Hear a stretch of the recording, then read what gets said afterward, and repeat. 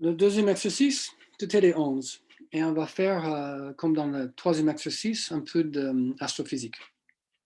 Dans cet exercice-là, 2, force et lumière, on va parler des comètes et la chevelure des comètes. Donc voilà une belle image d'une comète. Et on va essayer de comprendre pourquoi on a cette allure qui pointe dans le sens opposé du Soleil. Pour faire ceci, c'est une question qui se relève de propriétés particulières, corpusculaires de la lumière, c'est-à-dire les photons. Donc, on parle de la pression de radiation.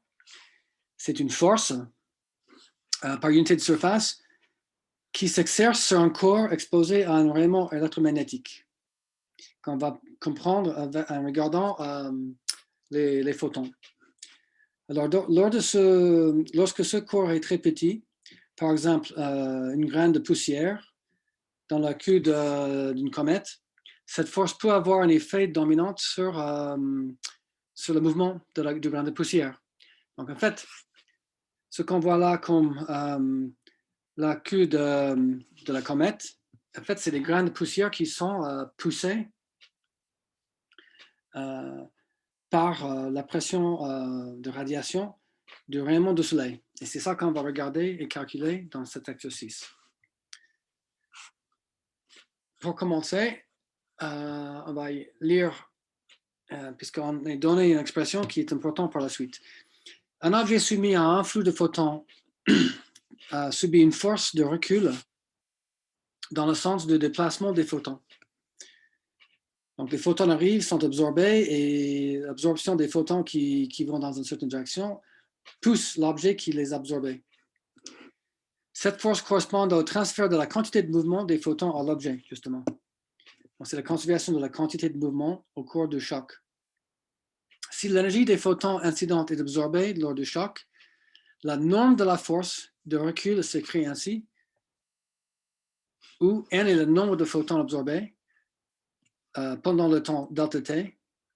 Nu, c'est la fréquence des photons ou de l'onde lumineuse, et h, c'est la constante de Planck, donnée ici en joules secondes. Donc, on va commencer maintenant avec le tableau blanc et on va réécrire cette équation sur le tableau blanc.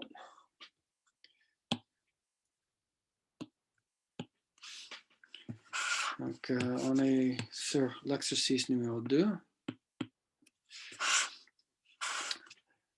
La formule qui est donnée, c'est que F, la force de recul, c'est 1 sur C, où C, c'est la vitesse de la lumière, N fois H nu sur delta T. Comme ça. Alors, la première question est la partie A de la première question, c'est vérifier l'homogénéité de cette équation, c'est-à-dire vérifier que les dimensions sont justes. Donc, les dimensions de F doivent être les dimensions de force. Et donc, ce qu'on veut vérifier, c'est que c'est bien ça, puisque ici, le membre de droite, on va regarder les dimensions du membre de droite. Les dimensions de 1 sur une vitesse sont un temps divisé par une distance, une longueur, 1 sur une vitesse. Puis, n n'a pas de dimension. Delta t a des dimensions de 1 sur un temps, comme ça. Et puis, h nu, c'est les dimensions de h nu, c'est les dimensions d'énergie. Donc, le t s'en va. On a 1 sur L fois les dimensions d'énergie. Les dimensions d'énergie, c'est force fois une distance. Donc, on va avoir une L fois, c'est L fois les dimensions de force. Donc, les dimensions de force. Donc, en fait, F a bien les dimensions de force. Et juste pour vous rappeler, les dimensions de force sont quoi? C'est masse fois une longueur divisée par le temps au carré. Donc, masse fois L, T moins 2. Donc, l'homogénéité est bien vérifiée. F a bien les dimensions de force, donc on est bon.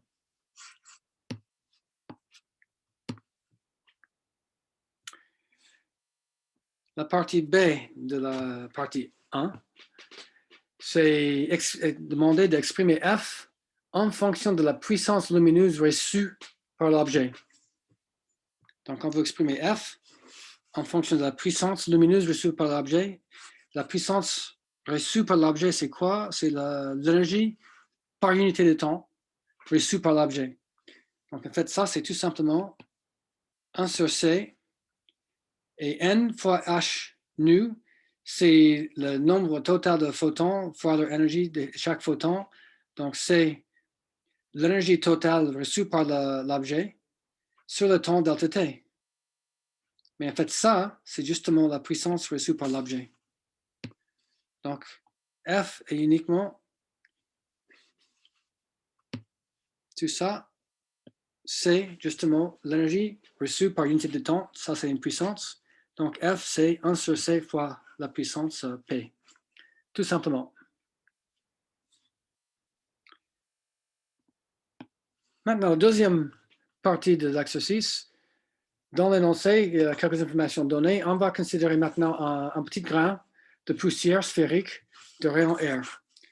Donc là, on imagine les photons qui arrivent sur un tout petit grain sphérique de...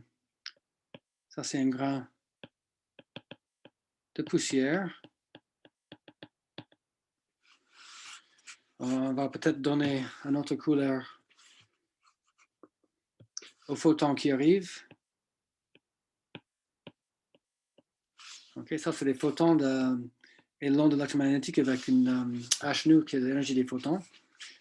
Et le petit grain de poussière a un rayon R et une densité, une masse volumique qui est donnée à 0,5 grammes par centimètre cube.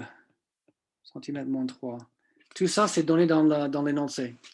Donc ça, c'est pour le grain de poussière qui absorbe cette lumière. L'autre chose qui est donnée dans l'énoncé, c'est que la puissance du Soleil, P Soleil, donc puissance de la lumière émise par le Soleil est égale à 3,9, 10 puissance 26 watts. Donc ça, c'est la puissance émise par la lumière. Et la masse du Soleil, dont on aura besoin plus tard, ça, c'est 10 puissance 30 kg. C'est massif, le Soleil. Hein? Le symbole avec le cercle avec un point au milieu, c'est le symbole pour le Soleil. Donc, cette chose-là, ça veut dire qu'on parle de la puissance et de la masse du Soleil. OK, maintenant, il y a plusieurs parties. Attendons tout ça. La partie 2A, c'est donner l'expression de la poussière, donner l'expression de la puissance lumineuse reçue par la poussière en provenance du Soleil en fonction de P Soleil, R et L, où L est la distance entre le grain de poussière et le Soleil. Donc L ici, on va dire que c'est la distance entre le grain et le Soleil. OK? Donc le Soleil est quelque part comme ça. C'est pas D, c'est L. Donc ça, c'est la distance entre le grain de poussière et le Soleil qui est tout sur la droite. OK, donc maintenant, ce qu'on veut calculer, c'est justement la force, étant donné tous ces paramètres-là. Pour faire ça, il nous faut la force, la force sur le grain de poussière, c'est 1 sur C fois la puissance reçue par le grain de poussière. Comme on dit dans le sujet, on va modéliser. Donc, c'est comme une sphère, le grain de poussière, donc qui présente une surface comme un disque au rayonnement reçu par le soleil. Donc, la surface du disque que présente le grain de poussière, c'est P fois, c'est pi fois R au carré, donc ça c'est la surface, fois l'intensité lumineuse à la position du grain de poussière. Donc ensuite, il faut calculer I. Alors justement, I, on peut le calculer connaissant la puissance émise par le soleil et la distance. Ça, c'est notre formule générale. I, à la position du grain de poussière qui a une distance L du soleil, ça va être la puissance émise par le soleil divisée par la surface de la sphère avec un rayon de L carré. Un rayon de L, donc 4pi L carré. Donc, mettons tout ça ensemble. Vous voyez que donc I, c'est P soleil divisé par 4pi L carré. Donc, le pi s'en va. On a une expression donc, qui est 1 sur C, 1 sur 4C, comme ça. La puissance du soleil fois R sur L au carré. Et ça, c'est l'expression générale pour la force de radiation sur le grain de poussière en fonction des quantités, propriétés du grain et de distance du soleil et la puissance émise par le soleil.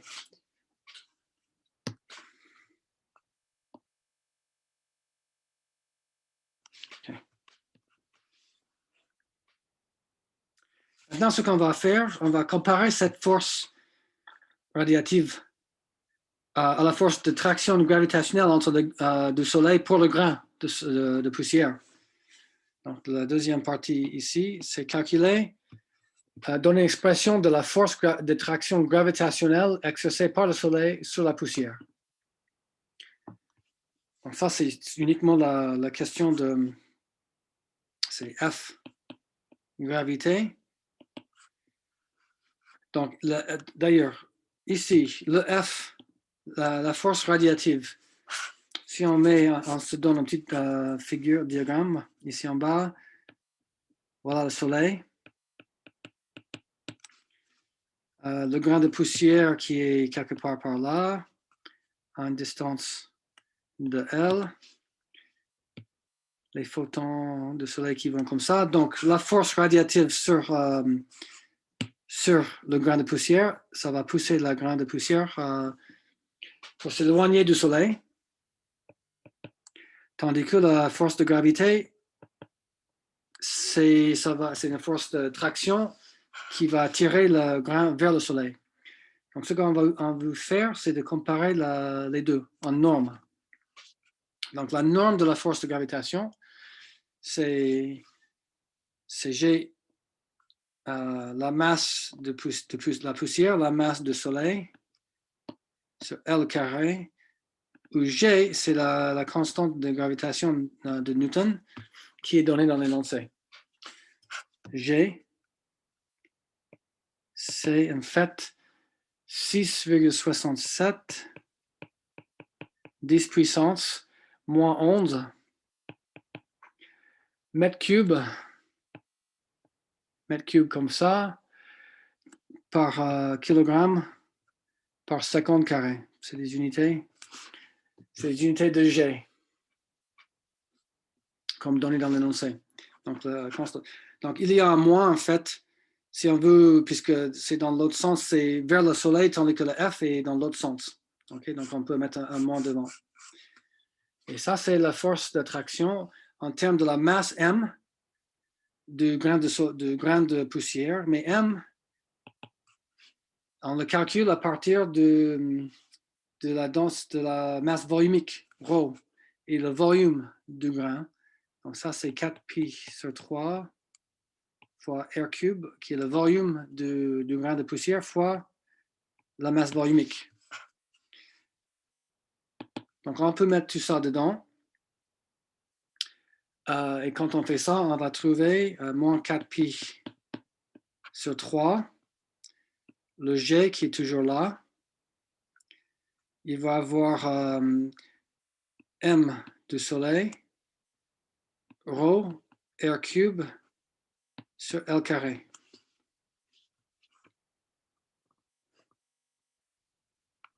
Donc voilà l'expression pour la force de traction gravitationnelle du soleil sur le grain de poussière.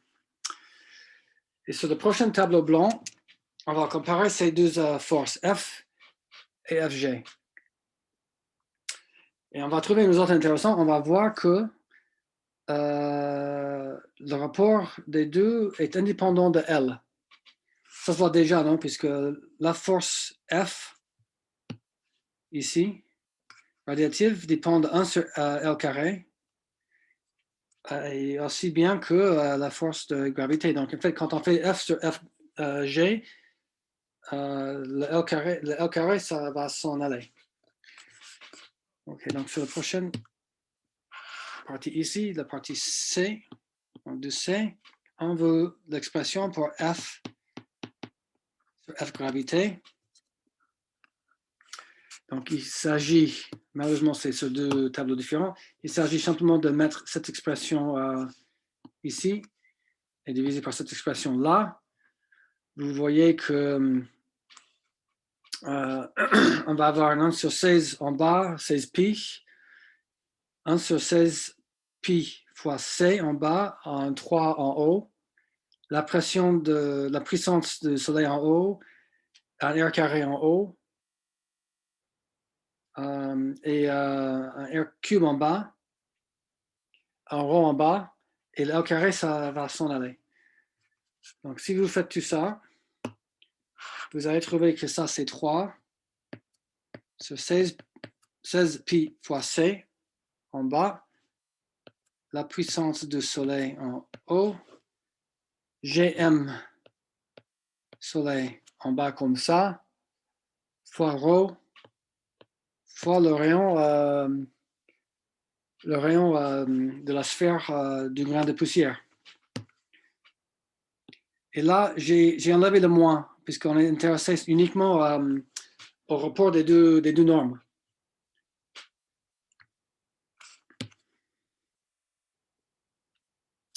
La partie D, c'est déterminer maintenant la taille R0 des grains pour lequel la pression de radiation et la traction gravitationnelle se compensent parfaitement. C'est-à-dire que les deux forces se compensent, ils pointent dans les sens opposés. Et donc, ce qu'on veut, c'est trouver R0 tel que F sur Fg est égal à 1. C'est-à-dire que la force nette sur le grain de poussière soit nulle. Donc, ça va être 3 sur 16 pi fois C, P0, Gm, ρ, et ça va être ce qu'on appelle le R0. Donc, vous notez que ce qu'on cherche, c'est la valeur de R pour laquelle les deux forces se compensent exactement. Et cette valeur de R, on va l'appeler R0. Donc, ça, c'est l'expression qui définit la relation entre R0 et les autres paramètres. Donc, ça, c'est les critères. Et donc, on peut ensuite résoudre cette équation pour R0. Donc, R0, c'est tout simplement 3 sur 16 pi fois c, la vitesse de la lumière, fois la puissance du soleil, G, M du soleil, fois la densité, fois la masse volumique des grains de poussière. Donc ça, c'est l'expression générale pour cette valeur du rayon. Et si on met les chiffres, puisqu'on a tous les chiffres, on connaît la vitesse de la lumière. C'est quoi la vitesse de la lumière? Ça, c'est un chiffre qu'il faut garder en tête. C'est 3 fois 10 puissance 8 mètres secondes moins 1. Il faut avoir ce chiffre-là en tête, parce que c'est pas difficile. Hein? Donc, on connaissait, on nous a donné la puissance lumineuse du Soleil, la valeur de G, la valeur de M Soleil et la valeur de ρ qui était 0,5 grammes par centimètre cube. Si on met tout ça ensemble, on fait le calcul numérique, faisant attention aux centimètres et mètres pour que les unités sont bonnes à la fin. On trouve 1,16 10 puissance moins 6 mètres, c'est-à-dire 1,16 micromètres.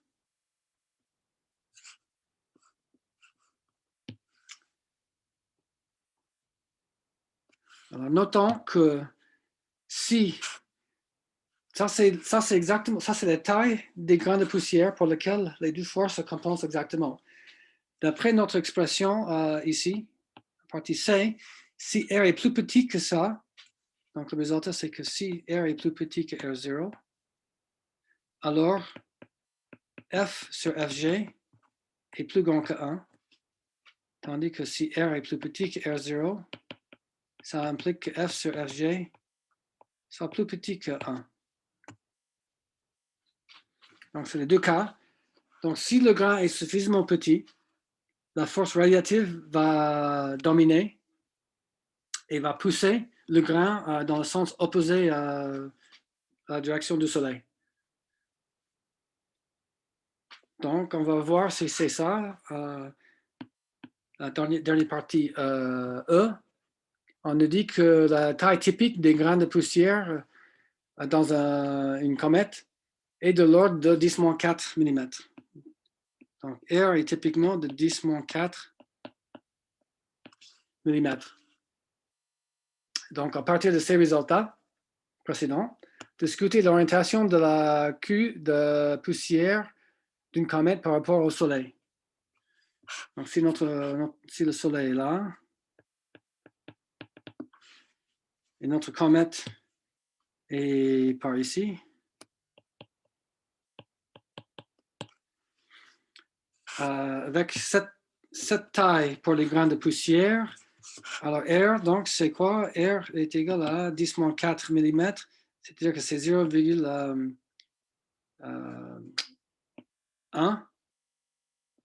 micromètre. Et ça, c'est plus petit que R0. Donc, on est dans ce régime-là. Et donc, la conclusion, c'est que la force radiative est plus grande que la force de gravité. Et donc, la poussière va être poussée dans le sens antisolaire. Et donc, ça explique pourquoi les comètes, ils ont une queue comme ça qui pointe dans le sens antisolaire. C'est puisque les grains de poussière sont petits. Et donc, c'est la force radiative qui domine et qui les pousse dans le sens antisolaire et qui donne lieu à ces jolies images de comètes qu'on connaît si bien. Et donc, voilà une application en astrophysique du concept de pression radiative, la lumière et des photons. Et ça, c'est la fin de la deuxième exercice de ce TD.